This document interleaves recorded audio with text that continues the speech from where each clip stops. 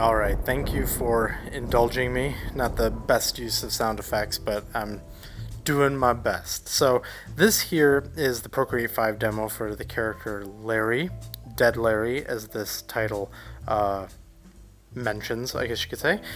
So, this here is a character that I designed the other day just for fun. He was originally powered by this rough sketch. You can see that underlying anatomy, and then from there I just kind of built him up and sort of followed wherever I thought he could take me, kind of thing.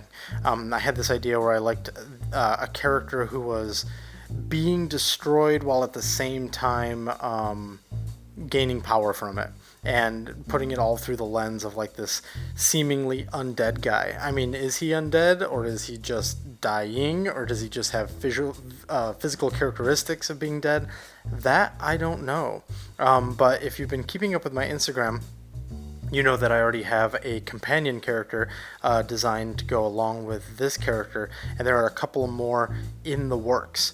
So just in general, I've kind of hit on something that I am having a lot of fun with, and I'm going to keep doing new characters and just see where it all goes. Some people have already asked, is this a new thing? Like, is this a new story I'm building, or is this a new whatever? And to be totally honest, it is just what I always do. Since I was little, really, when I was little, I used to basically build pitch packs and just do characters and a story and then move on, and then like more characters, a new plot, and then move on. And that's still just in my behavioral pattern. If I end up doing something with these characters, I think that would be super cool. Don't hold your breath. Instead, just kind of enjoy the character design ride, and we'll see if it ever does become more. But for now, what we know here is that we've got this character who's forming as we watch. He's got some holes in him. He's got some exposed bone and some glowy bits, and he is trying to keep himself together. The general idea of this character is that he is an enforcer. He is someone who gets things done. Does he get them done for a price? Does he get them done for favors? Like, why does he do it? That we don't know yet. We just know that he is a heroic character who does have a bit of a moral code, but is not entirely altruistic. And he is basically undead, but he's extremely powerful because of that, and he does have a bit of a deteriorating quality, and he's trying to just sort of keep himself together. As is mentioned in the original quote that I put for him on Instagram, he's saying that there is some amount of upkeep, and that's what you're kind of looking at here. Now, as for the actual art part of it, English is new to me, sorry. We have a bit of a flats process. It's going to be a flats slash color key thing. We're putting some clean flats down that we can use for the final piece, but we are also going to have some messy aspects that are just kind of thrown in to say, like, is this going where I think it's going? Speaking of going where I think it's going, when these flats are done, not the flat, sorry, the color key part of it, I am not happy with it, but at least I have something down that I can start thinking about. I had the general color palette in mind when I started this, but then I didn't really hit it in the initial color key, and then we start addressing that as the illustration goes on. So I knew that I wanted him to be green, I knew that I wanted him to have pink or purple hair, and I knew that I wanted these like holes and stuff to be glowing. That's kind of all I knew, but I still, if I could squint, I could see it. So when I'm actually doing these flats, you'll see right there, for instance, the skin color will change. It'll get a little bluer sometimes. It'll get a little this, a little that.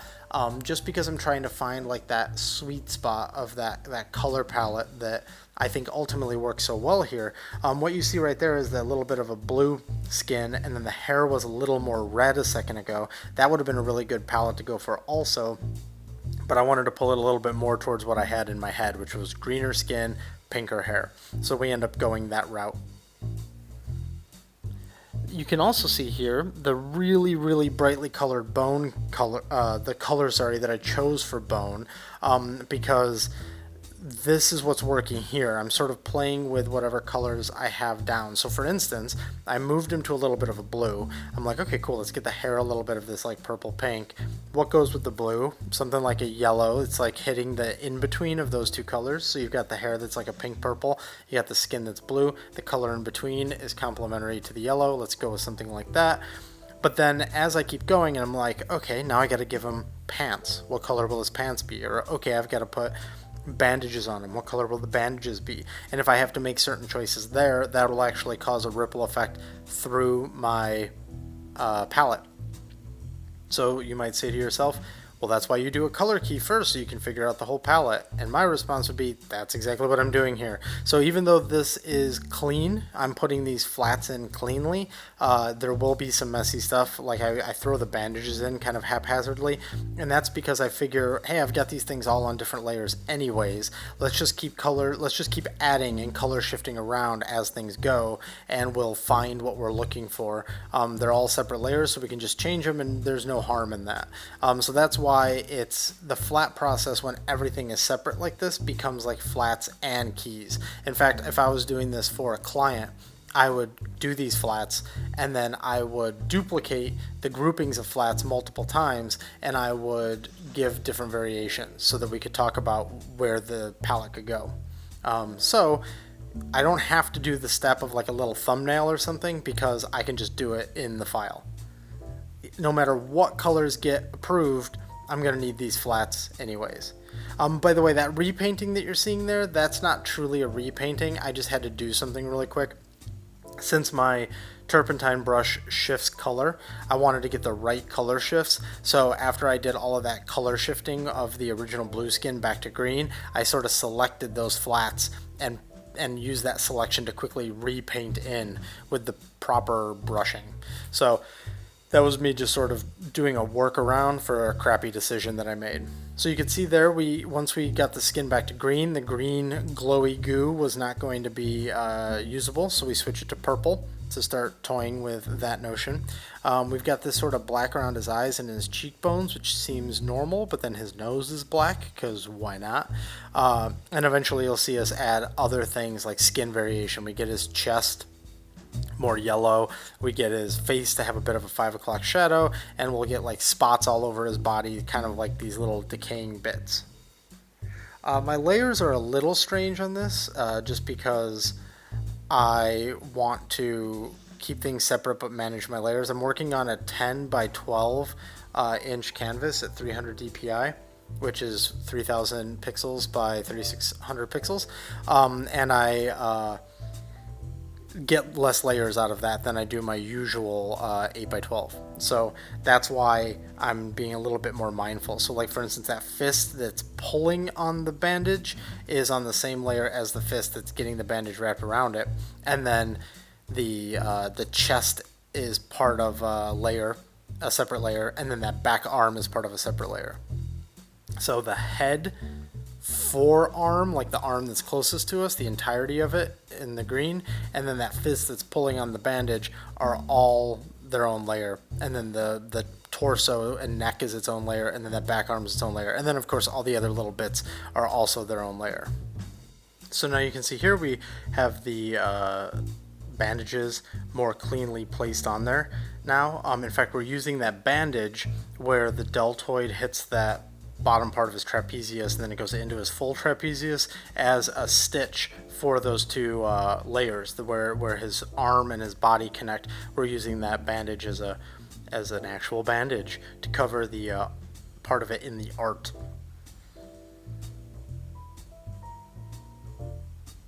So at this point, I'm thinking to myself, okay, I know where I want this to go. It's not there yet, but we'll get there. Already kind of approaching Valley of Despair. We've got a good sketch. We've got a good general idea, but we're definitely not finding the parts that we like yet. So the idea here is to just keep going, keep on trucking, just trust in the process. Trust that if I work it and actually get those shadows in and start rendering the whole thing, I can always change colors, I can always adjust things. And so even though I was very inspired and confident that I would get there, that doesn't change the fact that sometimes in the middle of it, it's like, oh god, this is not going well. And even though I wouldn't say that this is a complete train wreck, this palette that you're looking at right now just feels really soft to me, and it doesn't really look inspired, and so I know that there's like something I'm not quite getting yet. Now I will say that by getting this background dark like I just did, that was the first step towards, oh shit, okay, here we go. Now we're starting to see where this whole thing can go. In fact, I'm working on the third character right now from this series, quote unquote, and I had the exact same problem. I was working on the palette for the character, and I didn't get the background dark enough quick enough, and I was like, man, this one just isn't coming together like the other ones did, because of course we have art amnesia, and we forget that the other ones didn't come together quite as easily either. Although that's kind of a lie. The second character came together super fast. In fact, that character came together so fast that I took a break because I was like, I need to actually stop and really see if this is good or not. But this one and the third one definitely were a little struggle bus for a bit. So now we're on to the ambient occlusion pass. You can see that back arm has gotten significantly darker. That's just because it's lowered in opacity. Using that so that I can more clearly see the separation between that arm and the other elements that are the same color. We'll be doing the same thing with the body so that we can see the body more clearly from the head and arm. That's sort of the only problem areas that we really have with trying to get all of that rendering done. We'll do the same thing with the direct shadow as well. If you're not familiar with the method that I'm using here to shadow by controlling my layers, I refer to it as select paint, select clear. That is linked down below, and that will give you a clear understanding of why I am only working on one section at a time and how I'm sort of controlling my layer stack as I go through. In my previous video, I go through the file so you can see. I've done this many times, but it just as a immediate reference, you can go back to the last video and you can see where I actually go through and talk about the different layers and how my folders are set up, and that'll help you figure it all out. Let's speed this up and get to something where there's just a little more action happening.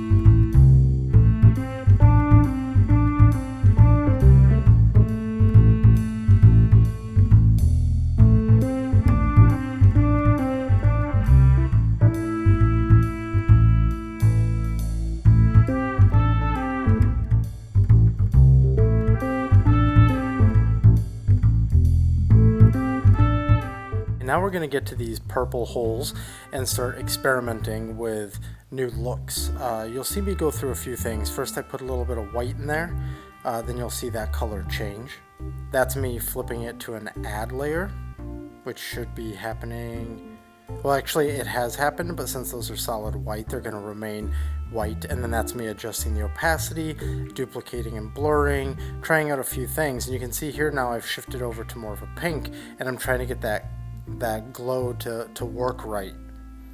Glows can be done a lot of different ways. In fact, on this channel, I've shown a few ways. Here, because of the nature of this really intense pink getting blurred and then being on a fairly saturated green, you're getting this like purple halo, which almost makes it look more like a drop shadow than anything else. So one of the main goals now is to try and do the same thing where we're getting a nice rich saturated glow, but get it to actually glow, to be brighter. And so I'll address that in a second, because as it stands right here at this point in the illustration, I kind of put it on pause and then moved on to doing the AO pass on the bones. I should also note that aside from the hair and these open holes, the whole piece is a little more muted than the final version. This goes back to what I was saying about color keys and being able to adjust things. At first I was deliberately using a more desaturated shadow for this, just because I thought it was going to work out for some reason, and then in the middle of it I realized it's not going to. So at some point here, in not that long, you're going to see all of those shadows get way more purple, and that's because I decided to start pushing the color temperature change on this like a little bit more of an extreme, and go for just what is ultimately like a more audacious, just kind of more over the top lighting setup, where everything is a little bit more dramatic, the colors are a little bit more varied by the shadows, and we just go for like a really rich look. That at first was not in the cards, not because I don't like that, but just because I was like, I think this could work, and then I end up deciding no, actually let's go for that. This is part of that thing where like I could have gone with what I already had, and my knowledge and my experience of creating art told me that this would also work to some degree, but I just want to also, the reason why I'm starting to explain this is because I want to highlight experimentation. There's a point where even someone who sort of knows their end goal, they might have a happy accident, or they might say, I know kind of what I'm going for, but I don't know exactly what to do to get there. And so just me playing with that gave me a new a new vibe to the piece that was not expected when I was in the start. And then at one point I'm like, what if I play with the saturation on the shadow? And then I ended up getting something that I really liked. So I just kind of wanted to highlight the fact that at the end of it all, you still have to leave room to not know, and to make sure that you're playing, and then you learn new things that way, and that'll give you some like exciting opportunities in your art. One thing I want to highlight here is that you can see I painted beyond the bandages on this part, and it's because I didn't want to have that problem that you get sometimes when you're moving the paint around, where it's pulling from outside of your selection, and that means it's pulling like nothing, or sometimes it's pulling maybe shadow that you don't want it to. If you know what if you ever mess with this methodology, you'll know what I'm talking about. So I decided on this to just free paint on top without a selection, and just painting and just as a new layer. And then at the end I'll select the inverse, which is what just happened right there, and I'll clear it. Okay, now here we just saw the shadows change.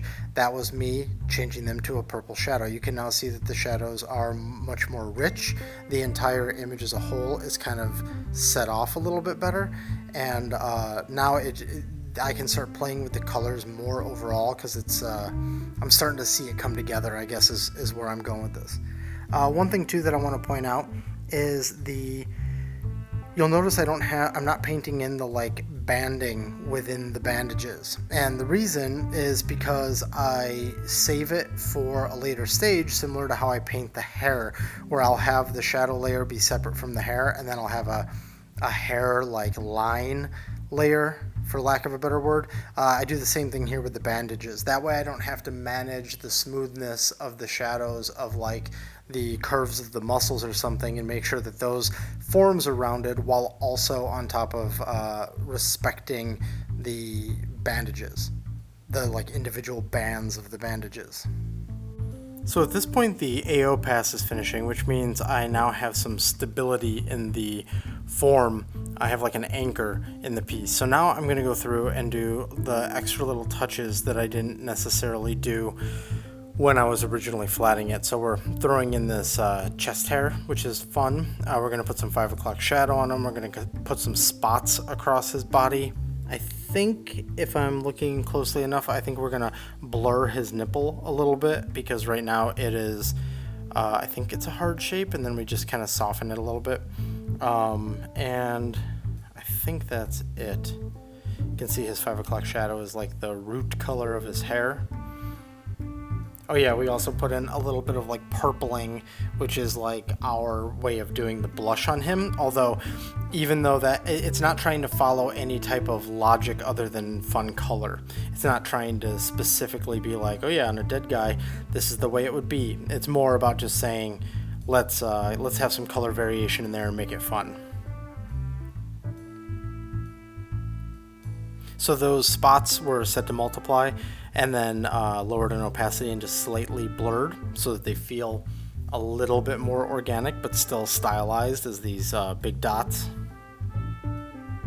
We colorized the chest hair to be purple, but I do play with that as the piece goes on. At one point it goes back to being dark, and then it gets a little bit more desaturated, or more saturated, sorry, and I just kind of am all over the place with it.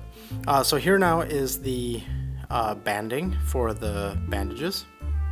I feel like I've said the letters B-A-N-D like a million times already, so I'm gonna stop saying that.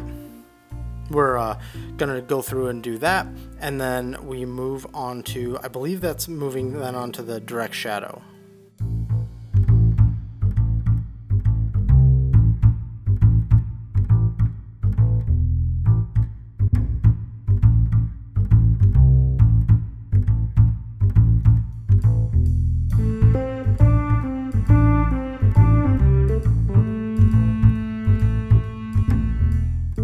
Now we'll use this new purple that we ended up making the ambient occlusion shadow, and we'll use that as our cast shadow, the shadow that is the result of the direct light that's on him. And I just tried to find opportunities where shapes would be casting onto other shapes, and that's where I fill that in. This is all just going in at 100% opacity, and it's usually not smudged in any way, but then every now and then there'll be like a curve or something that makes more sense to have it fall off, and I'll quickly smudge it just to try and respect that a little bit. This is going to be pretty straightforward. What I'm just trying to do, at varying amounts of success, I'm trying to trace like the straight line from the light to the surface and then down to whatever it casts shadow on as best as possible. I wouldn't say that they're 100% accurate shadows, but they aim to be somewhat accurate, I guess. As accurate as possible without like actually using like reference.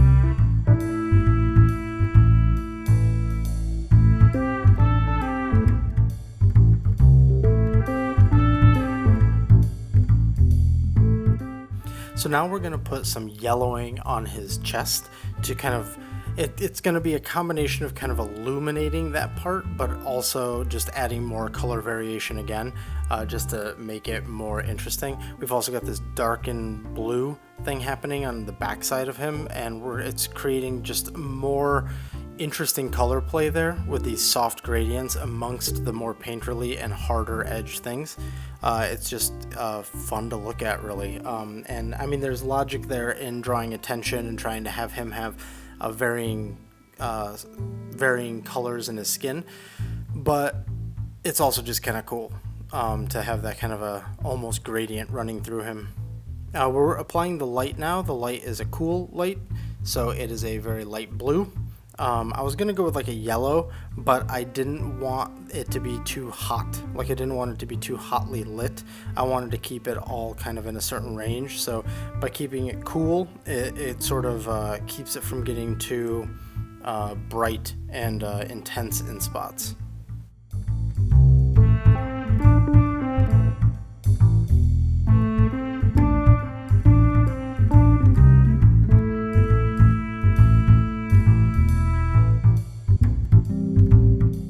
Here we're going to create the light shafts that are coming out of these holes. I just do it by drawing essentially these planes that you can see come out, and then I blur them, and then using the soft eraser I erase away so they fall off. These are all on the same layer except for that little tiny one on the top side of his distant deltoid. That one's separate just so that we can get some layering happening there. Here I'm also doing a bit of a AO around his fist to separate his fist from his body. We're doing a bunch of things right now that are all about readability and about bringing the eye where we want it to. So we are rounding off some of those shapes. You can see there it's turning on and off that like softened shadow that's sort of shadowing the distant side of his limbs from where the light would be. And then we're also adding like gradients. We're going to add a vignetting effect around him so that we can darken everything that's not what we want people to see.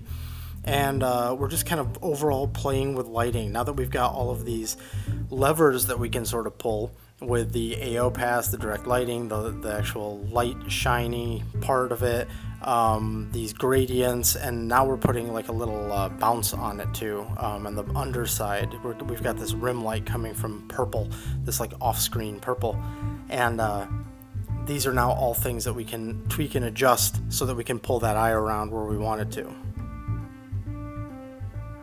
The last part that we're going to do, it's not necessarily the next part in this, but one of the last things that we do is we add this really strong rim light on his back and on like the top of him so that we are keying the brightest up there and we're bringing all the attention to that light hitting him. Even though this character is super saturated and he's getting color and light thrown at him from all angles, by putting this hard rim light here that's white and then having it glow a bit, we're basically saying to the viewer, like, look here, I've put a spotlight here, look right here. And that'll keep the confusion in sort of all the noise. It'll keep the confusion from getting too high because the eye will just be brought to this edge, this like mountain ridge that is his like back, head, and shoulders. Just so this is clear, this was done by painting it white, and then I duplicate and blur it and darken it, and then delete everything that's outside of the body to get a little bit harsher form turns to sort of create like that core shadow there, and then I duplicate the rim light again and blur it to get the bloom off of it. Another thing we're going to be doing here is putting some little particulate flying out of the wounds on him. That is done by just using like a splatter or by hand placing little dots coming out of those holes, and then I use a motion blur to blur it up and to the right a little bit so that it all looks like it's kind of coming out of there.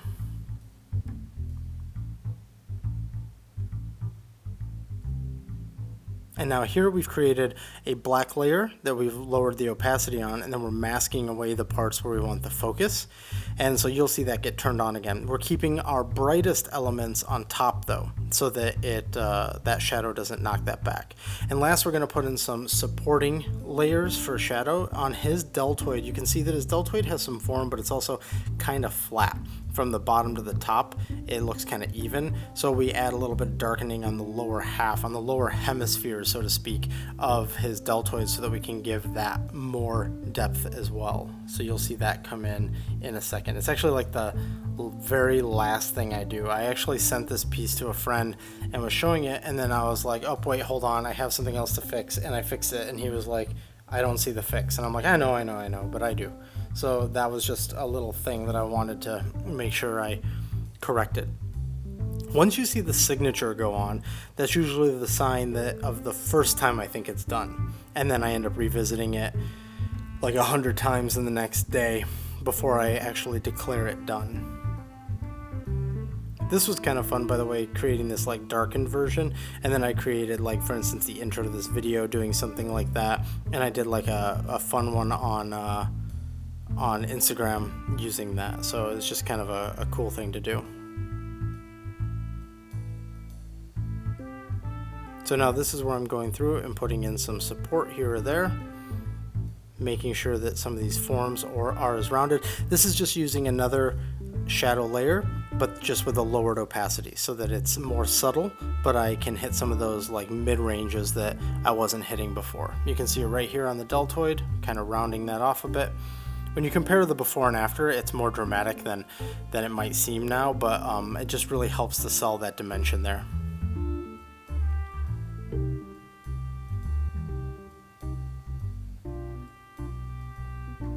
And this is the home stretch. We're just adding the last bit of details, and we're going to get to the final version in 3, 2, 1, 0, -1. Okay, there we go. That is the final version of the image. I'm very happy with the way he came out. We had that pit of despair towards the beginning, but we got through it, and I think it ended up being worth getting through. A lot of you have asked about some actual character design content here on the channel, so let's go ahead and do some of that. Next up is going to be breaking down some of the decisions around the character design of Larry. Here we're going to try a little bit to talk about character design. Now, in general, I admit I do a lot of character design based on feel. It's not a whole lot of science. I would actually argue that most character designers would tell you that there's not a lot of science. I think, and again, I'm speaking for a lot of people here if I say that, but I think that a majority of the science behind character design is going to be in like proportion and color theory and color blocking, things like that. The specific decisions that you're making come down a lot to taste or the purpose of what you're trying to achieve with your character, things like that. So I'm going to try and talk about what I did with this character around character design. It's a very specific scenario though, because this is me just doing what I want. I'm not trying to deliver against a purpose. If it's for film, you might be trying to deliver against acting or the purpose of a story or something the character has to do. Similarly in video games, when I say something the character has to do they have specific abilities? Do they have to traverse a certain type of environment? There's also storytelling involved there. So I think that there's lots of things that can go into a character design.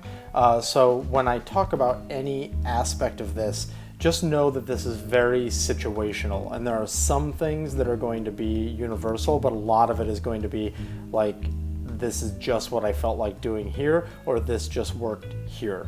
So let's start talking about this character. First, you just saw in the video that I designed him on the page. And what I mean by that is I did not go through a lengthy design process. I didn't do lots of iterations. I didn't try lots of different color schemes. I didn't do turns and figure out the way everything looked. I just basically sketched a pose, started to design the character in that pose, and then finished the illustration. So when you're designing for yourself, that can be a totally fine way to do it. You might miss some opportunities that you wanted to hit, but that you could have hit. But at the same time, you're the customer, and if you're happy, then you're happy. If you are designing for a client, you want to go a completely different route through iterations, which is something that I touched on in my Zelda redesign piece. So let's try to talk a little bit about what's going on here with Larry and his design. First of all, you can see that when I did the original sketch, he's this big, buff dude. That is specifically something that I was trying to speak to because I wanted this guy to be a big brawler type. So what does a big brawler type require? Well, we want to, let's make sure we've got a little new layer here. Okay, we want to, of course, emphasize things like his hands. We want to emphasize things like his general stature, which is all of this right here. Lastly, we want to communicate his attitude. which is what we've got in the face there. Now the face, of course, is the smallest part of his like entire body, which we'll get to why that is in a second. When you're doing a character design, I always find it good to establish priorities. So you could say we've got these things that we've highlighted here. I would actually argue that the number one priority is the stature. The number two priority is that he looks like he can do the thing that you want him to do, which in this case might be punch shit. And then the third thing is emoting and communicating, speaking, acting, those types of things. You could argue, depending on the type of story that you're trying to tell, that these two switch. And that really depends on the purpose. If this character is for a video game, I would say the fists are the number two. If this is for a movie and this character has to have lots of dialogue with people and really connect, then I would say that it is the emotions that need to be there. So that is what I would say is the priorities of this character. Now, these priorities weren't determined ahead of time. These priorities were determined because as I'm sort of sketching out, which I'm just sort of doing over the illustration here, as I'm sketching out these types of flows, it's like, oh, okay, well, he's big. And if I want to really make sure he's big, then his little head goes up there and his muscles are down here. And that is kind of the entirety of the impetus as to why he has the proportions that he does, and why he kind of looks the way he is, since there was no plan going into it. Let's talk about proportion for a second, because I think proportion is one of those really big topics that I've even gotten into arguments, like actual arguments with artists in the past who don't understand certain concepts around things like head height. It's not that the people I was arguing with at the time were dumb, it's more that they were clouded by a notion that they had, and I was trying to, I guess, help them with that notion. Let's turn this on for a second. Let's get the illustration out of the way.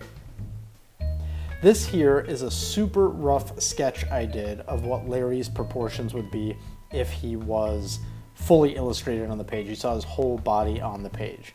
There are some things that I'd like to note really quick here before we get into the head height talk. I mean, obviously, little tiny head.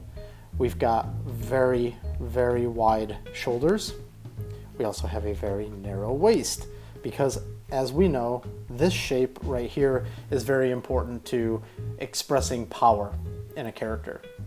You'll also notice that the average person's hands actually end, I would say maybe more like there, and his end way down here, which potentially could give him an ape-like appearance, especially if these legs were brought up, let's say. But I specifically have these legs being long so that we can try and make him feel like he is a intelligent humanoid as opposed to a brute of some sort.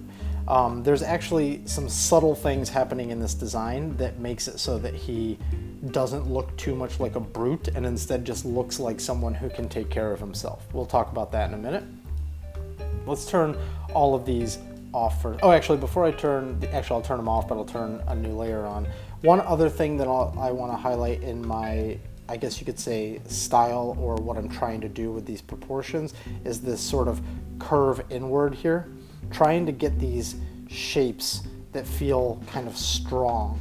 So we've got this feeling up top that all of this force is kind of going like inward. It's got this kind of like strong middle pull, I guess you could say, to the whole thing. It also, funny enough, makes it so that it looks like these arms punch. Like they just, I mean, it's that simple. They look like they could do a haymaker, a roundhouse punch pretty well. Now we've also got then these strong legs that don't really have any bend to them. I mean, it's kind of a funny reference, but if you think about like Jason Voorhees or like Mick from Slipknot when he plays guitar and stuff, it's kind of like this notion of he's just standing there. He is firmly placed on the ground. He's got a lot of potential energy here, and at any point he could release it. So let's talk about head heights. I went ahead and did this, excuse me, So we've got this right here is the size of his head.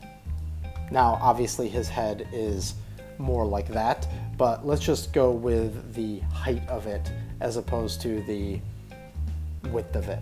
But I've got a perfect circle here just so that we can make sure our measurements are good. So what we have is 10.5 heads tall. You can see right down here it ends before it gets to a true full circle. Now, why is that interesting? I'm not going to sketch it for you here. I welcome you to go look online and see tons of reference, but the average human is usually considered to be 8 heads tall. So that would be right there. So you can already see that if we put a standard human next to this person, let's give them a head height like that, and they're like, hey, how's it going, buddy? If we move them down to where they're the same height, you can see just how dwarfed they get simply by cutting off 2.5 heads. I would say most people think that 8 is the average person and that 9 is like the superhero in whatever you're watching. In fact, I think that's exactly what it says in How to Draw the Marvel Way, which if you're my age, you probably grew up with that book. So that's just sort of like a standard.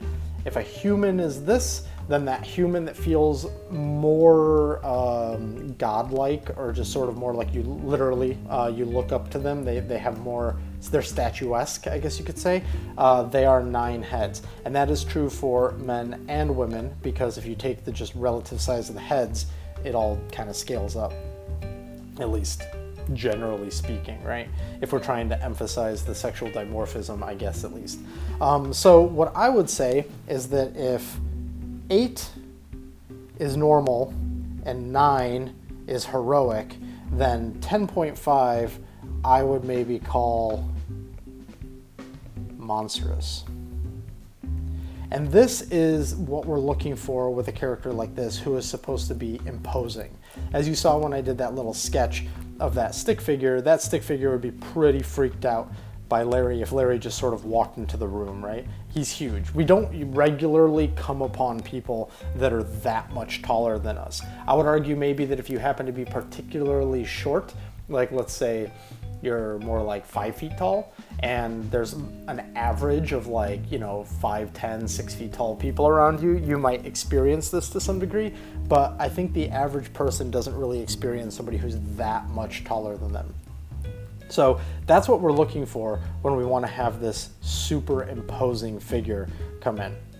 Now, I want to really make sure that I get this clear here, as I tap the word clear, is that if this character's head, in fact, let's do that real quick just for funsies. If this character's head was bigger, look how less imposing this character becomes already. This character certainly looks tough. You're not gonna like want to pick a fight with this guy, but based on this head height, how tall would this character be? 1, 2, that's a little off. 3, 4, 5. We maybe get 5.5, 5 to 5.5 heads tall, which means that this character would now be dramatically under an average human, and even more so under a heroic, or in this case, a monstrous human. It's that simple, to be totally honest, that the head size can communicate so much. The other thing that can communicate a lot in that regard is also the eye size. So since we've made this character's head small, well, it's actually more, cancel. It's small in proportion, but it's still, this would be like the size of a normal human head, right? In this world. We also need to keep these eyes relative. And so by communicating the size of the head, the size of the eyes, we start making this character feel huge. And of course these hands are big, right? We size basically everything up except for the head, which just really makes him really powerful. Now, I would also argue that it's not just raw sizing up, it's also some of these other little proportion choices that we're making through here, elongating these arms. These feet are pretty big. I would say that this is not a a just one-to-one sized up character. Lastly, the thing I want to talk about regarding this anatomy is the changes that you have to make in order to pull this off. So you've decided this head is going to be small and these arms are going to be long and all of these different things. You have to make a number of adjustments throughout, and that's why knowing anatomy in general is a good idea. Now, I'm far from a pro at anatomy. I'm not teaching anatomy classes or anything. I grapple with it just like anybody else. But what I want to point out is that now that we've made this head really tall, and this would be like his neck, do we want him to be like this, where he just goes like straight off then from the neck? Well, I didn't, at least when I did the illustration. So I take his trapezius muscles and I pull them like way up, and we try to create this like mountain of a neck, which is what we've got over here. Same thing is true with these sort of oversized deltoids.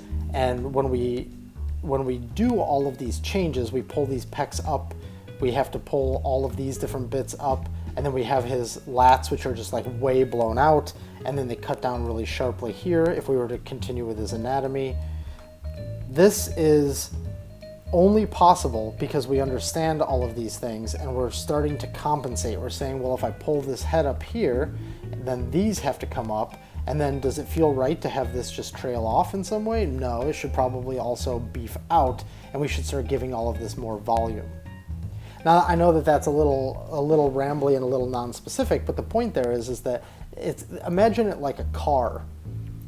If I quickly clear this and turn off this, imagine you have a car, and I'm just going to draw a really shitty car. Boom. Shitty car achieved. So if you have a really shitty car like this, and you say to yourself, I want the car to be longer. So you make the car longer. But does that feel right? It might. I don't know if you're going for some sort of a weird thing, or do you have to move this wheel over here to compensate? And I want the back to go like really high up for some reason. I don't know, this is like a really weird example, but let's say I want this to go up because I want the trunk to be really big. So does the trunk just stay like this? Or do you find some way to reconcile this with the roof of the car, which now I've got like some sort of turbo hearse here or something. But anyways, you understand that by moving this up, it's almost like a 3D program. These verts go up and then this goes up with it. And these are the sort of choices that you're making anatomically when you're pushing and pulling on different parts. So I did these little extra sketches here just to kind of highlight the little choices that I made across his body. So you see he's got these holes. I'm going to delete this. He's got these holes right here, right here. He's got this giant gap in his arm where you can see his bones. His finger's missing too, but that's like a pretty minor detail. These are things that I'm doing to try and tell a story. They're also visually interesting, or at least that's the attempt. They're these big, glowing, purpley pink holes in his body. His body is green, so they just really stand out and they catch your eye, and they've got this sort of like debris kind of coming out of them, and it makes you wonder what's going on. So they are a design element to try and tell a little bit of a story. They also are a way to break up the symmetry of the character. This character has almost no clothing on. He's got pants, which you can see, and he's got shoes, which you can't see in the original illustration. What other clothing does he have? I guess you could say the bandages are clothing, but that's it. Let's actually, for the purposes of this, just say bandages don't count. Bandages aren't clothing. So if we don't have these elements in here, we have a perfectly symmetrical muscle dude who has pretty extreme anatomy, which might be interesting, but I don't know if that's going to be interesting enough. So what's the next step? Let's see if we can break up this symmetry in some way. We could have decided that we were going to have a break on both sides, have a hole on both sides. But really, if we do that, we are emphasizing the symmetry now, which isn't necessarily what we want to communicate. For instance, I can think of, you might have a character that's like a Two-Face henchman, and you want him to be completely symmetrical because there's another Two-Face henchman that's different colors but perfectly symmetrical, and there's a design purpose behind all of that.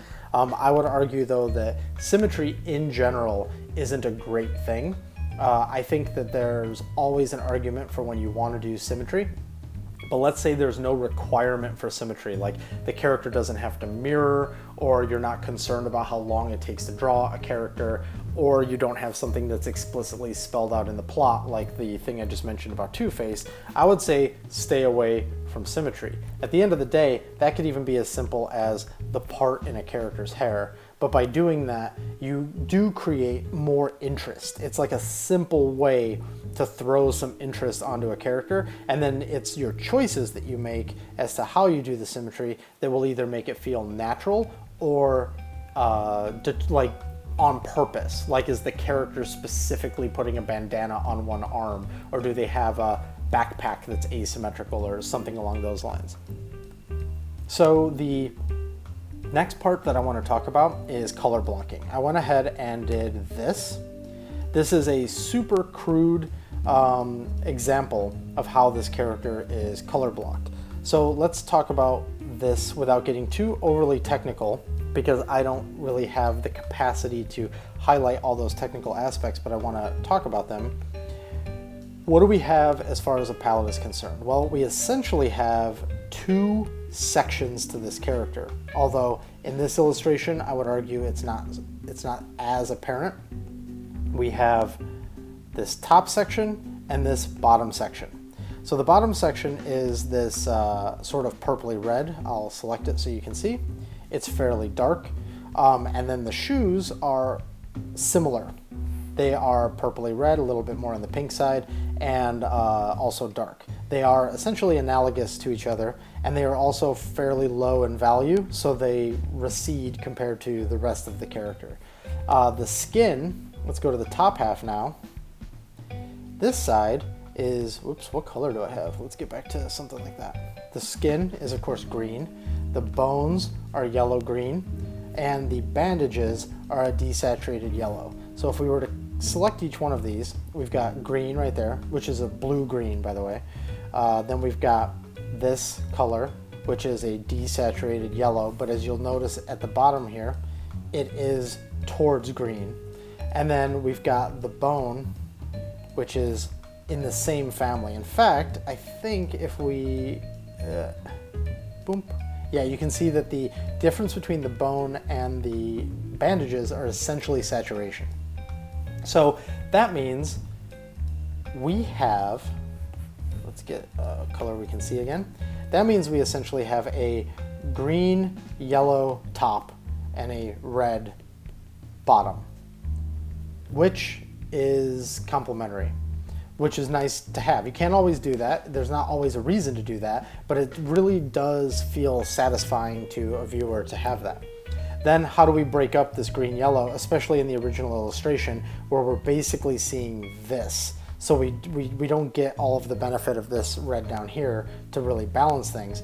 We use this pink that we've got here, which is of course also complementary. It's in the range of complementary. I'm not saying it's an exact science complementary.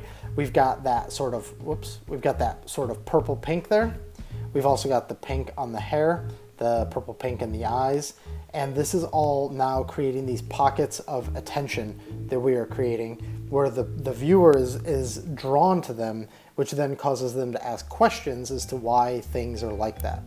That's where the color blocking theory is on this character. It's that all of this is more or less in the same family, except for these little pops that we get where we can actually direct the attention of the viewer. So when we look at this, what I'm assuming, my intention, and what I'm assuming happens when somebody first looks at this picture is they look right at his face, because we've got a lot of contrast here. We have a literal X on his forehead, like, hey, look over here. And then I imagine they say, what's that? Follow this curve around. There's some interest here. There's the main action happening here.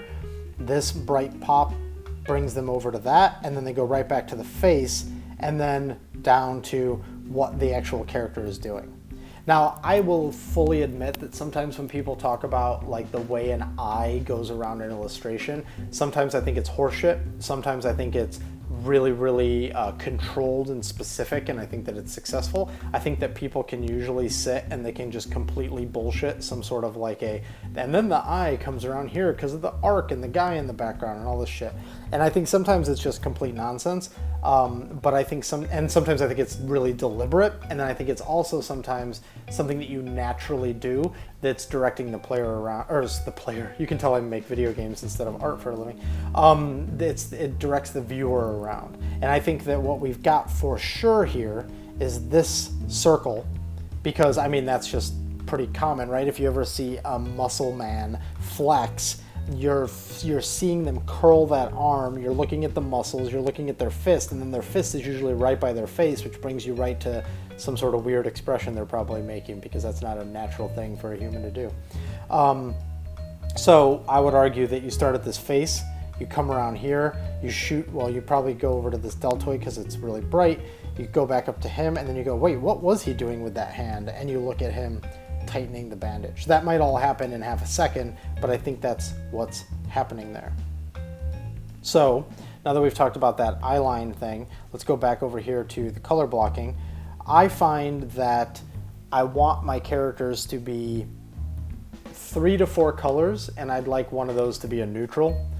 That's not always the case, and like I said, I've said before, there's like no real rules. There's more just kind of like guidelines or suggestions. And so I would argue that what we've got here is we've essentially got a green, a red, a pop of pink, and then we have this and this, the bandage and the bones, acting kind of as neutrals. I will admit that over here where it gets really hot and bright, which is on purpose because I want people to really look at that fist, it gets a little less of a neutral, but I would argue that that is the point. In fact, I would even say that in this illustration, the pants are neutral as well because they're so darkened out, because all I want you to do is focus on what's happening here. So the pants probably aren't really that, they're not really making a statement in the original illustration. They are a neutral.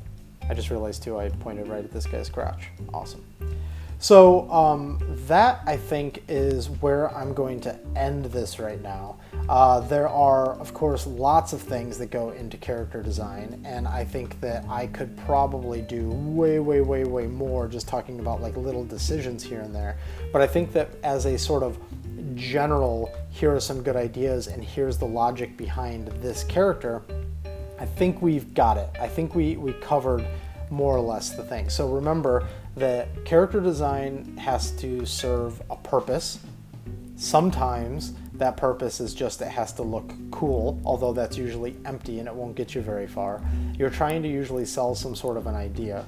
I would also say that character design is about proportion, it's about silhouette, it's about energy, it's about interpreting anatomy, and it's about color blocking. There's other things, but that'll be where we stop for today. And then on the next character that you're going to see on the next video, I think it's going to be the next video, it's an actual companion character to this character, and we'll talk even more about character design on that one. So that's that. Let's quickly look at some stages. Here's the rough sketch. This gave me just enough information to go ahead and start the painting. Here is what was essentially the color key. You can see those blue bandages did not work out, so we changed those. Here is all of the layers turned off except for the final flats, so not the in-process flats, but the ones at the end. And then here's all of those layers turned back on for the final image. So thank you very much for watching. If you enjoyed this video, please consider hitting like and subscribe, and I will see you on the next one. And if you're looking for me on the internet, these are all the places you can find me.